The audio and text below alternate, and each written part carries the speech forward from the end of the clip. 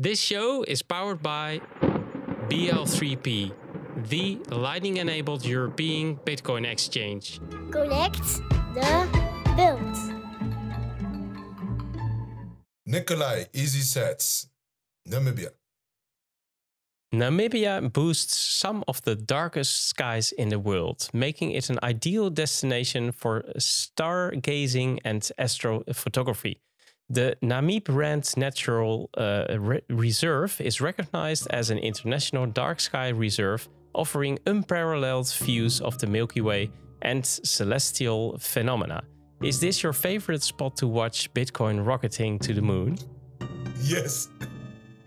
Windhoek is the capital and biggest city of Namibia. Windhoek is known for his Independence Avenue, Christuskirche, Titanpalast, and of course, Windhoek beer. Is this your favorite one to drink? Yes. Did you spend sats on goods or services last week? Yes. Namibia is a leader in wildlife conservation efforts. For example, Etosha Natural Park is home to a wide variety of wildlife, including elephants, lions, rhinos, and giraffes. While Namibia's northwestern region is known for its desert-adapted elephants and other species. But is it also possible to spot some big bulls, Nikolai? Yes, actually. Do you own a Bitcoin tattoo? No. Tsu Surf, born as Rafael Rezende, is an American rapper from Newark, New Jersey. He gained prominence in the battle rap scene before transitioning into a career as a recording artist. He is praised for his authenticity and ability to convey raw emotions and realities through his lyrics. Is he your favorite rapper now? No. Do you prefer Kapana over Biltong? Yes. Do you Yes. think the Boston Celtics will win the NBA championship this year? No. Please no.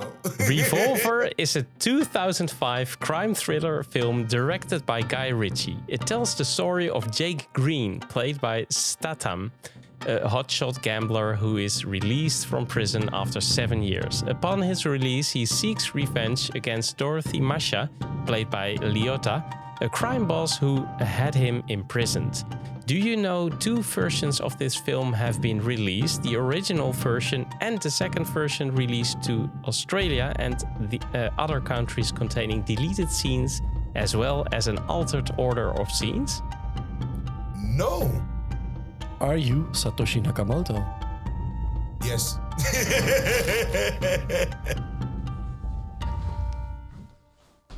Welcome to the Connected World Weekly Podcast. I'm Edward. And I'm Steph. We are ready to take you with us into the beautiful world of the Lightning Network. Enjoy the ride.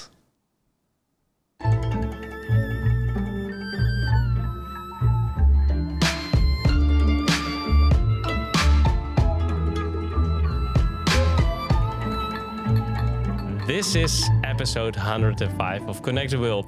And this show is made possible by our friends from BL3P and Bringin. Thank you guys for helping us with our mission. And if you also want to help out with our mission, then follow us on Twitter or at YouTube, of course. And you can also ask us anything in our Telegram group where you can also donate. That's always welcome.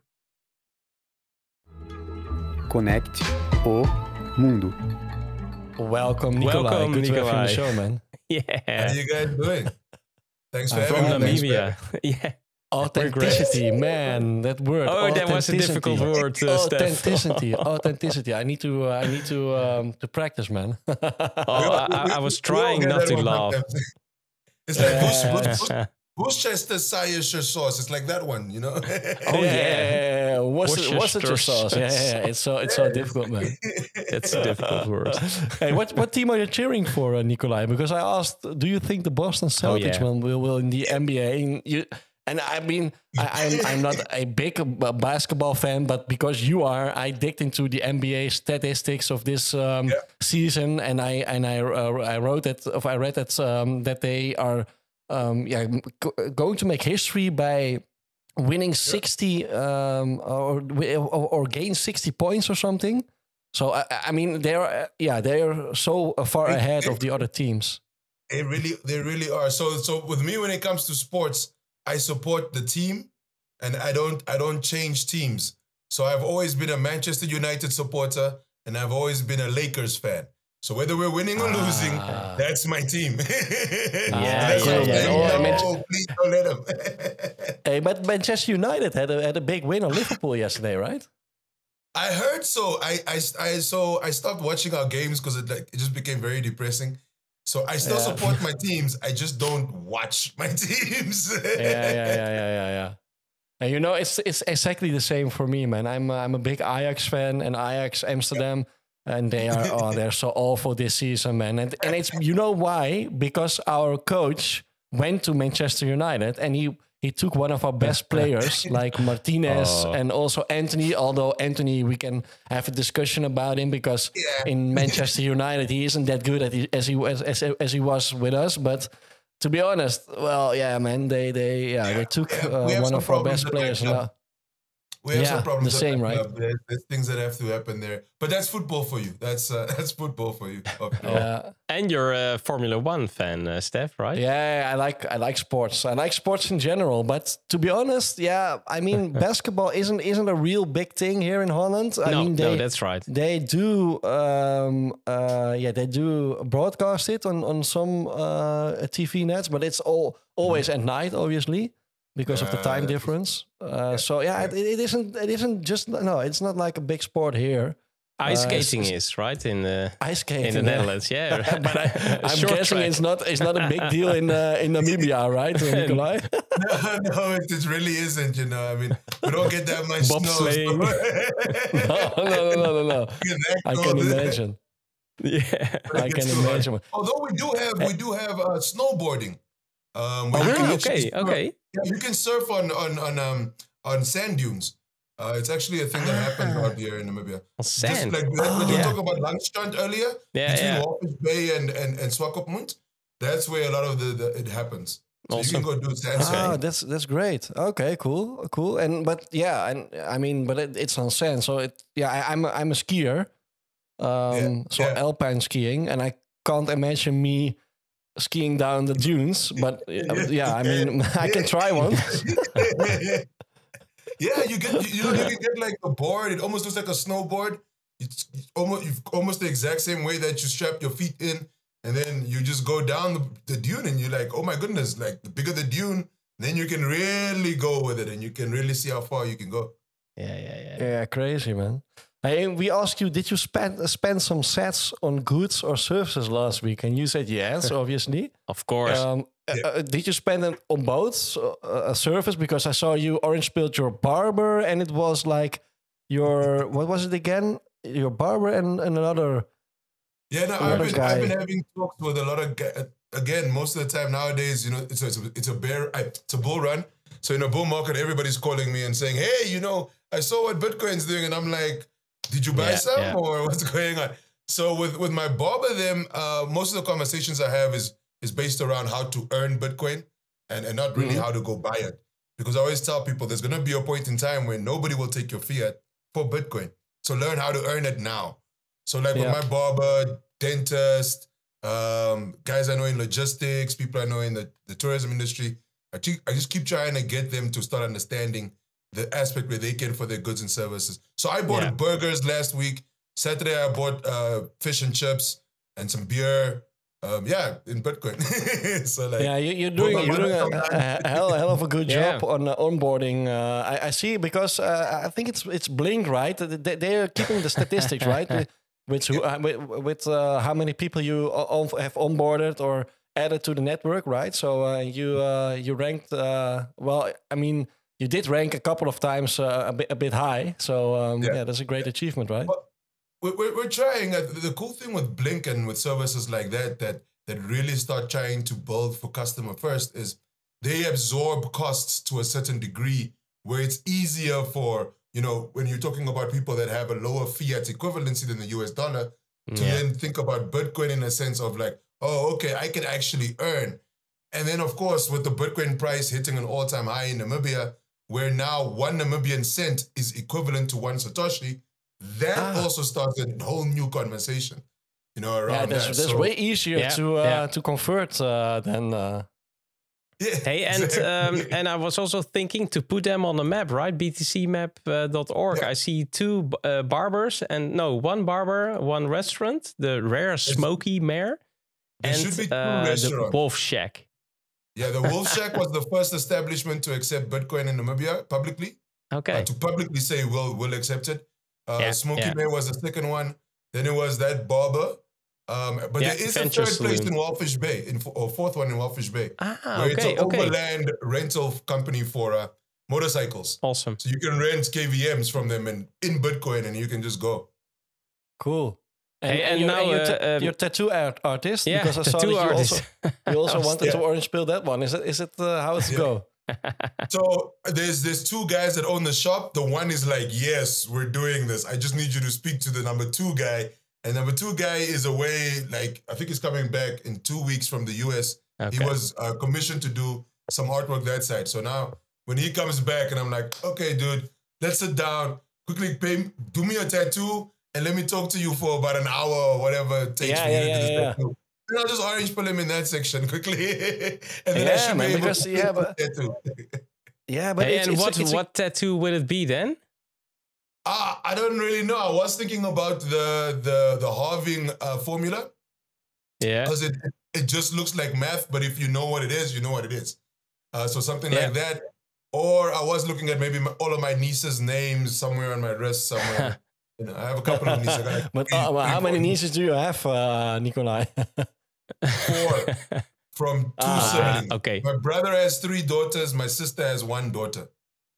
That gets you enough time for you to orange pill the artist. Yeah. Cool. And cool, man. Yeah, Nicolai, we would really love to talk to you about the Bitcoin Lightning adoption, and you're also focusing on mining in Namibia. But it has to be in the 21 minutes, man. So if you are ready, we would really love to enter that part. I'm trying to get through as many of these as we can. Maybe we get the record. The 21 Minutes is brought to you by Bringin, the app to reliably sell and spend Bitcoin from any wallet. Hey, I heard some story about your journey into Bitcoin, starting with a practical need to officially send money to your brother in Dubai.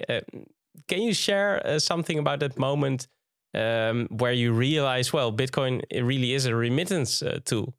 Yeah, no, that's easy. Yeah, that's a great question. So what really happened was I was sending, it was just before COVID or just as it hit. And I was busy sending him money in Dubai, and I got frustrated because on our side, every time I want to send money, I need to print out my details, print out his details as a recipient, print out 6 months banking statements, and then take everything. Now, all of that already costs money. Then I need to pay the Western Union fee of sending it. And then, I was like, man, I'm tired of this crap. So I just tweeted it out one day. And the guy that was trying to orange pill me back in 2012, who's becoming full, he just tweeted at me and he was like, bro, I told you Bitcoin. And I was like, you know what? It's cool. Give me a call and then explain to me how this works. And then he was like, look, download this wallet, have your brother download this wallet, send me cash, I'll send you Bitcoin. Or if you want me to send it directly to him, just how do you want to do it? I'm like, no, send it to me. I'll send it to him. And because I want to be able to receive and send. And not even 30 minutes later, my brother had the money. Like he had the Bitcoin. He went to a broker in Dubai, sold it. And he was like, how did you do that? And I'm like, I don't know. I'm going to go find out. Magical internet money, man. I mean, this use case. Like, I didn't know what's going on. Yeah. That's crazy. And the Western Union story you're telling, it's crazy that it can be so easy. Yeah, because do you know what percentage would be lost if you did it the old-fashioned way, so through Western Union? Or what's the percentage that you would lose to them? For example, sending $1,000 to another person. Weird thing. Western Union fees, you know what it is on the day when you want to send. They'll tell you this is the fee. So you can't even say, okay, I'm going to send it to you in 2 days. It's going to be. You don't know what the fee is going to be. Because the exchange rate that they allow you to buy and sell it is way different than the one at the bank. So now you're there like, okay, I was going to send you $1,000, bro, but the fee today is kind of high. Should I come back tomorrow? Do you need the money right now? Because, you know, all of that becomes, and it also depends on how much you're sending, right? The fee. And how long does it take? It's not that long. It takes about 15 to 20 minutes. Basically like a Bitcoin block going through. It's like a confirmation. But of course it comes with different things like people watching, you know, Western Union. So it's a security aspect because they know you're either going there with money or you're leaving with money. It's just one of those things. So, you know, there's a lot of those type of things that also come into play when you, but that was the reality of it. But amazing. This was obviously a real revelation for you. But how did this revelation impact your approach to Bitcoin advocacy in Namibia? Because obviously this is it for instance that a lot of Namibian people have to deal with this kind of problems? Or how did the approach triggered your Bitcoin advocacy in Namibia? Yeah, well, for me, when I saw firstly how little I paid in an on-chain fee, right? Because again, right at that time I wasn't cognizant of Lightning, but sending it on-chain and then the fee being so little compared to anything that I've paid for like printing costs and sending and all that, I was like, no. Yeah, I need to figure out what's going on, not just use it. And then that allowed me to be like, okay, how do I get down more information? Where do I find more? What can I run to try and do this practically so that I can get my hands on something too, you know? And the point was to say, if I can solve something as simple as, you know, remittance fees that quickly, what else can this thing do? Like, let's find out what else this thing can do. And then, of course, COVID hit, so I had time. We all had time. Yeah. So it was one of those things of, okay, let's really explore it. But that's what it really did for me, was open my mind again to like needing to know something. Yeah. Really trying to understand it, and then so that I can show people. But that came with the indeed. podcast. Well, given Namibia's unique socio-economic landscape, what do you believe will be key drivers for wider Bitcoin adoption in Namibia? Yeah, great question. I think truly it's about more work. You know, there's at the end of the day, you need to reach more people, but in a smart way. I can't be everywhere at once. So I think one of the things that can help with Bitcoin adoption is educational sessions where people really understand the information they're getting because it's a practical example. It's not just a lecturer standing, pointing at something. It's something where they can digest it and then move on to say, hey, let me go show my cousin or my sister or my brother, thereby becoming the other messengers. Yeah. So it's about taking the power away from the messenger and focusing on the message that other people can spread around, and then they can all become evangelists as such, I guess. Yeah, so it's almost like nodes within the Lightning Network gossiping information to each other and adding new nodes, right? It's like the same. Yeah, that's exactly it. That's exactly it. We're just moving around the exact same information, right? Like we would move around the actual time chain of data, and then we'd say, hey, well, this is what you need, but it doesn't have to be Nikolai saying it, you know? It can be Steph saying it, it can be Edward saying it, but it's cool for those people that don't even like Nikolai. You know, forget about wanting to listen to me. I don't like him, but somebody else I like is saying it. That's cool. It's even better if someone near you is telling the story, how it works. It's about not centering it around yourself and trying to make yourself the important thing when the message is what matters. Yeah. And what are the biggest challenges for people who live and work in Namibia, and how can Bitcoin support in figuring those the solutions out for the people? Yeah, great questions. You guys really have great questions. So so in Namibia we have a couple of things that Bitcoin solves. For one, point of sale machine charges are insanely high in Namibia. I'll give you an example. When the Bank of Namibia came out with a report on all of the banking fees across all 9 banks, everything from interbanks to each other to your own bank accounts, we found out that if you averaged out the cost of all 9 banks in point of sale fees, it came out to something like $3 Namibian dollars 80 cents or something like that.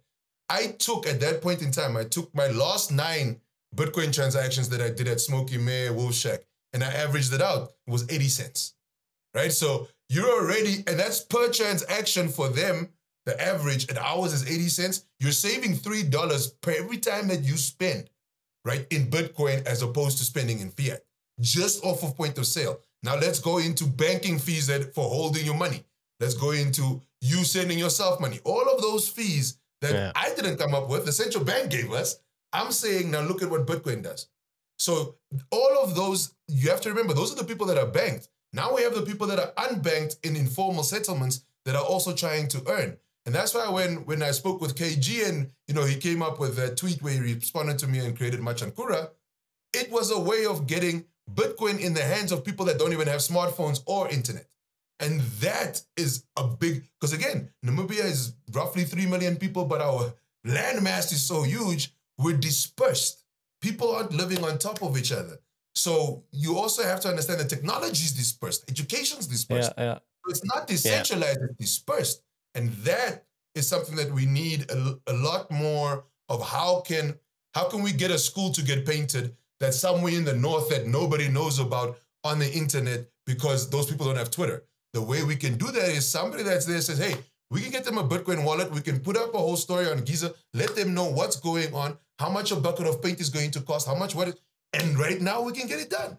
So that is how it's about, how the tools get utilized and the people get informed on how it can help them economically and socially. Hey, and in another interview, you told that Bitcoin was initially perceived as a scam by many Namibians due to, of course, early scammers. What was the cause of this narrative, and what strategies have proven effective in shifting the public, or did it just don't remember that time and think about Bitcoin in a different way?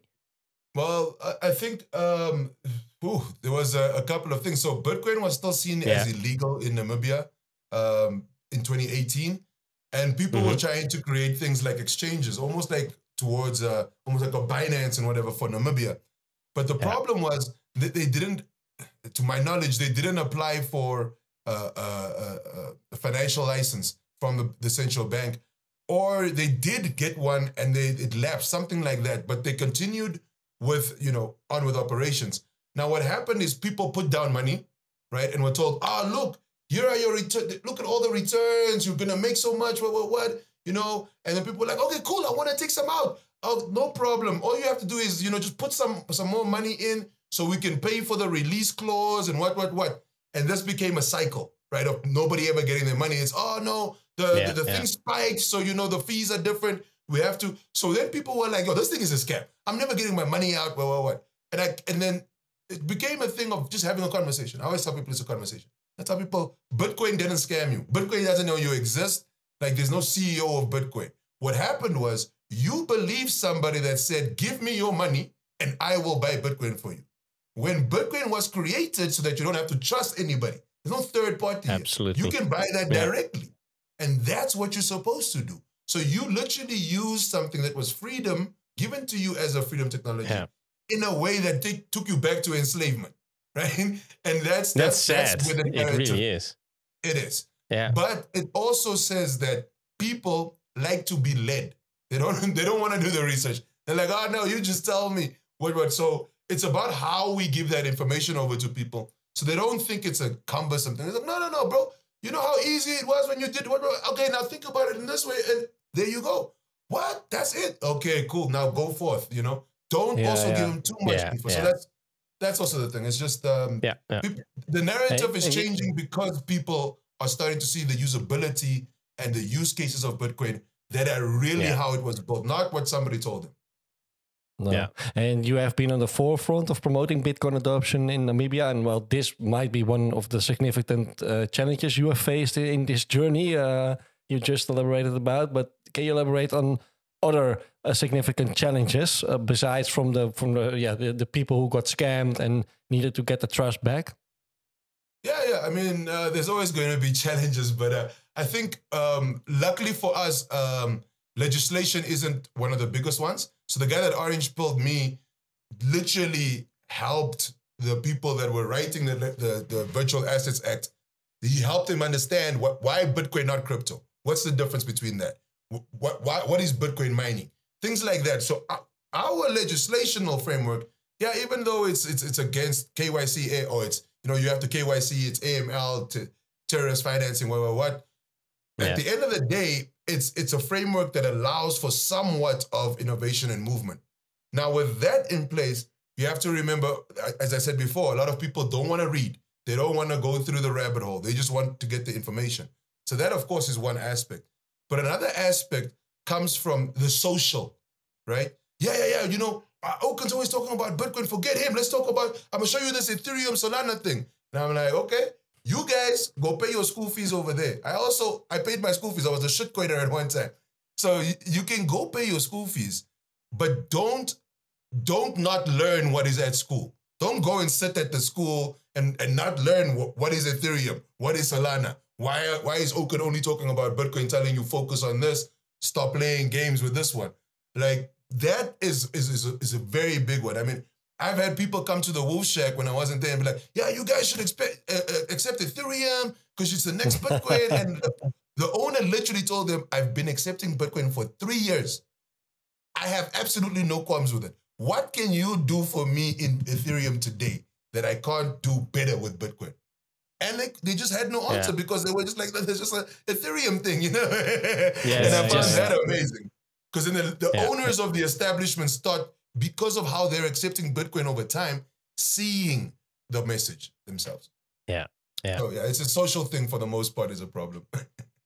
What about artists and content creators in Namibia? Do you also are learnings the opportunities for them to use it? Yeah, so I don't know, we didn't actually talk about it, but that's one of the biggest ways that I got into Bitcoin was I monetized my podcast, #FromTheJump, through Bitcoin, the podcasting 2.0 protocol. And that got me to be the first African podcaster paid in Bitcoin. But when I did that, immediately in my head, I said, how do I show other creatives how to do this? Because we've all been like, I'm a broke artist. And now you're not a broke artist anymore. Let's show other people how not to be. So I'm actually throwing I call them TPOCs, the Pursuit of Knowledge. That's what the sessions are called.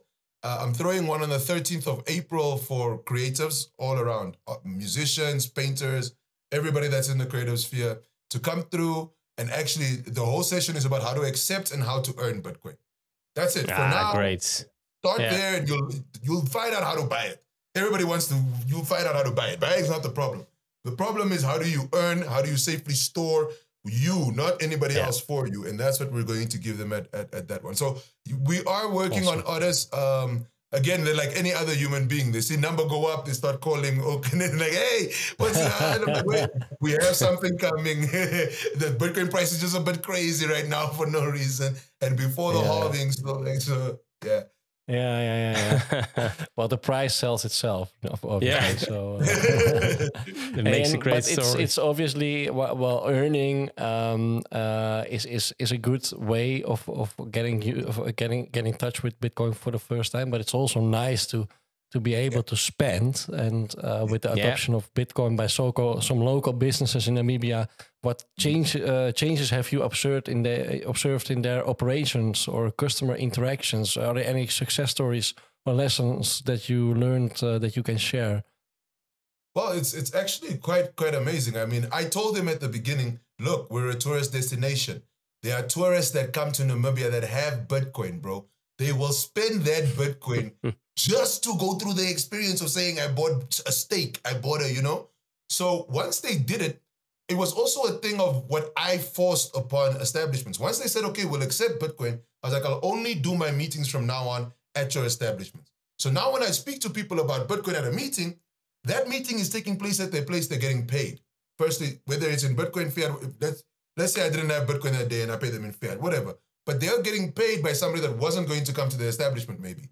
Also, a secondary person has now come to the establishment who might come back without this meeting being part of the thing because they've been introduced to another place in another form. Like not just, oh, we can go have beers there. No, we can go have beers and burgers and pay in Bitcoin. And those people earn Bitcoin. And why do they take the Bitcoin? That's that first question. Yeah. Why are these guys taking Bitcoin? So that starts a conversation that I don't even have to be around.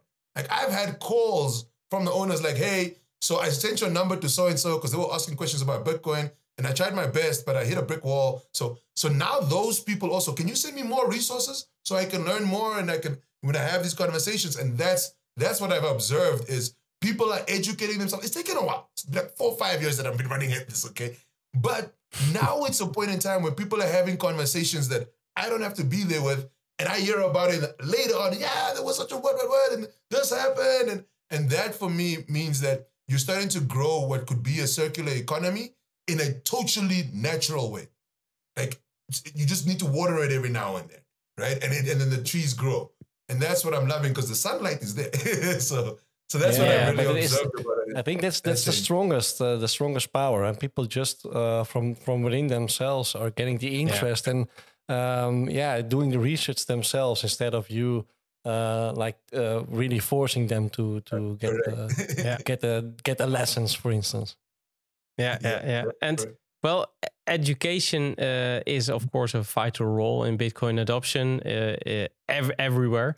How are you engaging with the younger generation in Namibia, and for example, integrating Bitcoin education into formal or informal learning sessions? And just telling a little bit about that, but maybe specifically for that younger generation. Great question. So funny enough, one of the places, Smoky Mare, that accepts Bitcoin, they also do paintball and airsoft and stuff like that. So there's kids that come around there, and I'm like, hey, you guys play PlayStation, right? Yeah, we play PlayStation. I'm like, okay, well, you can pay for your PlayStation vouchers with Bitcoin that you earn playing games on your phone. They're like, what do you mean? I'm like, let me show you. All the games on my phone, Snake, Solitaire, all these things, they pay me in Bitcoin.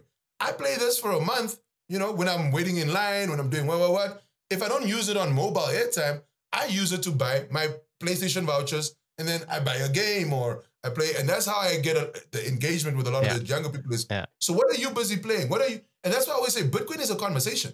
Just talk to somebody and be like, so what are you doing? Did you know you can do that with Bitcoin without touching any of your fiat or asking your parents for money or needing to work 5 jobs? Like, there's certain things that you can do. And that conversation got me started on the thought pattern of how can I get into schools, right? And how can I get in front of like grade 10s, grade 11s? Because they are the ones that are busy exploring. What can I do? Where can I get a job? Waiting tables. Where can I? So they have the drive. They just need the direction at where they need to drive to.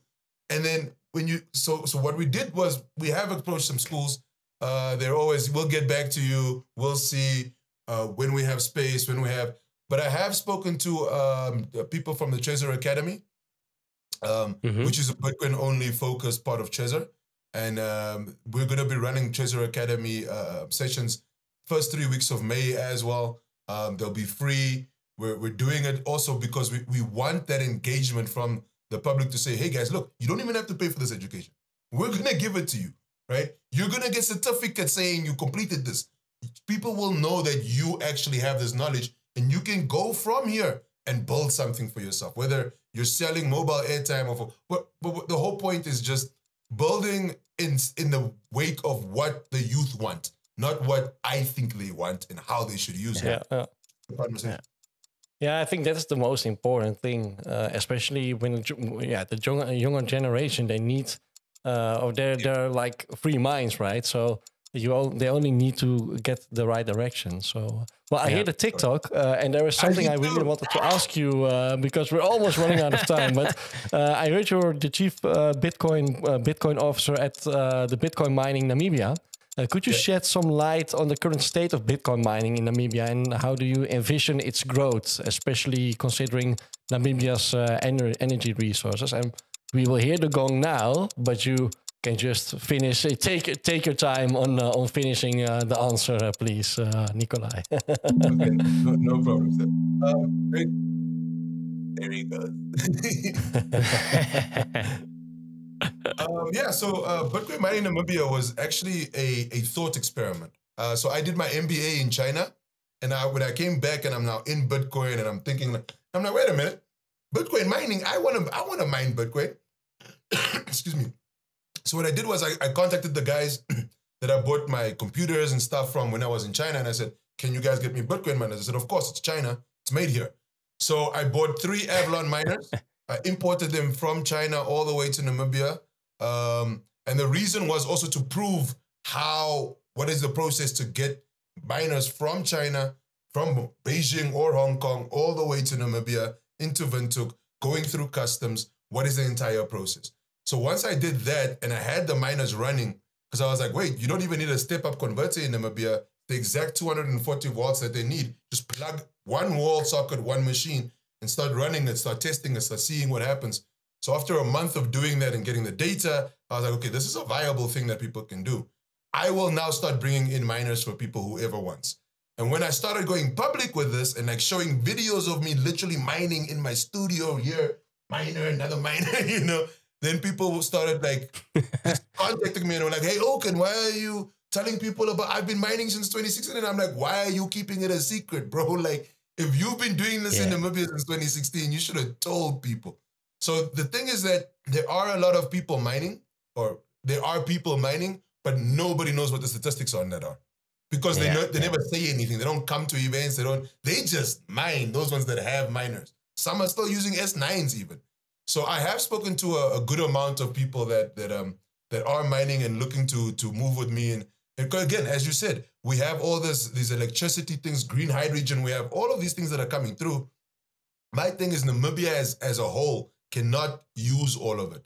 Yes, we can sell off some to our neighbors, but why when we can monetize it ourselves, literally by turning it into Bitcoin, right? And then holding that Bitcoin as a country on reserves. I mean, Ethiopia is about to start doing it just now as well.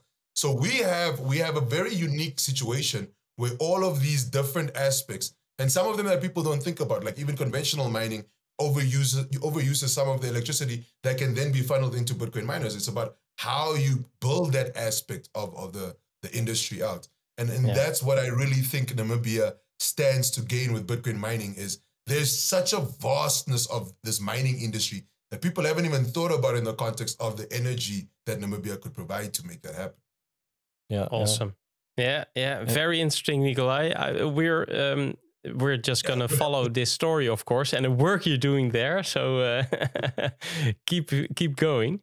Let's head over to the last question, Steph. Yes. Connetti il mondo. Yeah, and the funny thing is, Nikolai, you may choose yourself, man. Oh, yeah. So we prepared a question from Patrick van der Meijden. He is from Arnhem Bitcoin Stad, organizing the Adopting Bitcoin Arnhem in a couple of weeks. Olga Yugolova, she is from RGB. Or Michael Fisher, and he's from Opago.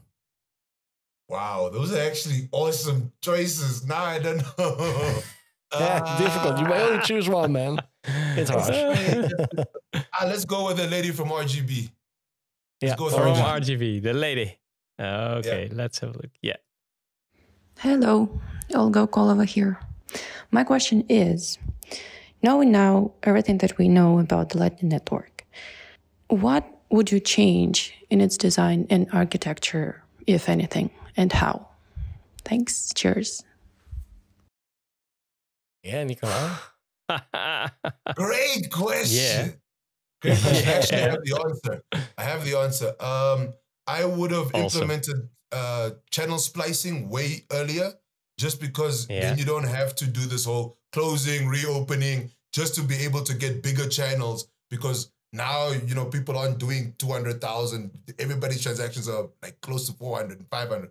So things like that, I would have implemented way sooner in its architecture, so that everybody could get in at a cheaper fee to open channels that don't have to be. Everybody could basically have one channel open to somebody, and because you can keep splicing in, you could change that channel. That's what I would do with that. Yeah, cool. Yeah, well, so faster because they're working on it, and there are a lot of possibilities nowadays. But it's we did an episode with Dusty Demon about splicing, so maybe it's good for you to look at to see that episode, and we will. It's a nice episode. We will send him your greetings, man. Definitely, man. Splicing is a great thing. Like, oh my god, yes. I agree with you. Absolutely. I agree with you totally. Connect the build. Well, Nikolai, really thank you for the energy, man. I really love your story. And as we said in the pre-talk, Namibia looks very, very appealing to me. So I mean, maybe sometime everybody should go. Yeah, we can. Everybody should come through at some point. I mean, as we get more places onboarded, and I'm having more and more convos, you guys will come through here as well, like you can in South Africa, and say, I can also go to a supermarket in Namibia and buy stuff. Yeah, sure. And just drive through, as you already mentioned, Anita Posch did. So, really interesting, man. And where can people follow you, Nikolai? Oh, well, I have the same handle everywhere. Like, I'm not on Facebook. Twitter, Instagram, Telegram, they're all Oken_17. But of course, if you want to follow the work we're doing, that's at EasySats_ at the end for Twitter. And then Instagram is at EasySats. For Bitcoin mining, Namibia is just at BTC Mining NAM, N-A-M. And that's also everywhere the same. I like to keep it standard. Sure. Easy, man. Well, thanks again. And to everybody else, thanks for listening. And to all members participating in our Satoshi Radio Rings of Fire. Thanks. And of course, thanks to everyone helping to connect the world with us. If you like our content, then please support us in our mission. Visit our website, connecttheworld.live, where you can also donate and subscribe, like, and share our content on your favorite platform. So we need you to complete our mission. So keep those nodes running, sats flowing, and rings burning. And go to Namibia, of course. And see you all next week on the same Lightning channel. Aloha, Nikolai. Nikolai. Thanks for having me, guys. Cheers. Thanks. Auf Wiedersehen.